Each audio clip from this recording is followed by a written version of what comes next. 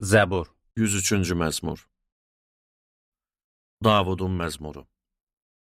Rəbbə alqış elə, ey könlüm. Ey bütün varlığım, onun müqəddəs adına alqış elə. Rəbbə alqış elə, ey könlüm. Unutma elədiyi yaxşılıqları. Odur bütün təqsirlərini əfv eləyən, bütün xəstəliklərinə şəfa verən. Odur həyatını məzara düşməkdən qutaran, məhəbbətin, mərhəmətin tacını başına qoyan. Odur ömür boyu səni bərəkəti ilə doyduran, səni təzəliyib gənc, gümrah qartala oxşadan.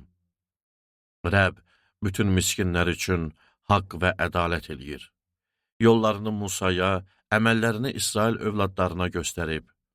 Rəbb rəhimli və lütfkardır, hədsiz səbirli və bol məhəbbətlidir.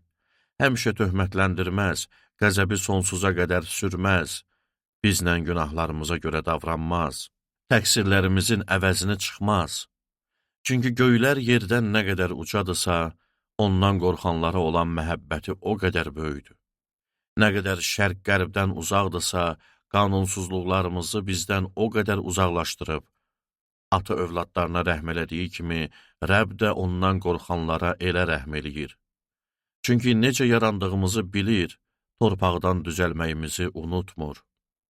İnsanınsa ömrü bir ota oxşar, çəmən gülləri kimi çiçək açar, üstündən yel əsərkən yox olur, yerində izi belə qalmır. Rəbbinsə ondan qorxanlara olan məhəbbəti, onların övladlarına olan salihliyi əzəldən var, bu əbədi qalacaq. Onun əhdinə vəfa eləyənlərə bunları göstərir, qayda qanunlarını yerinə yetirənləri unutmur. Rəbb taxtını göylərdə qurub, hər yerdə hökmranlıq edir. Rəbbə alqış eləyin, ey onun mələkləri. Ey onun sözünə baxıb icra eləyən qüdrətli igidlər.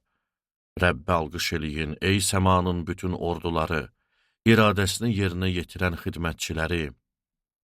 Rəbbə alqış eləyin, ey onun yaratdıqları, ey onun hökm elədiyi yer üzərində olan bütün varlıqlar. Rəbbə alqış elə, ey könlüm.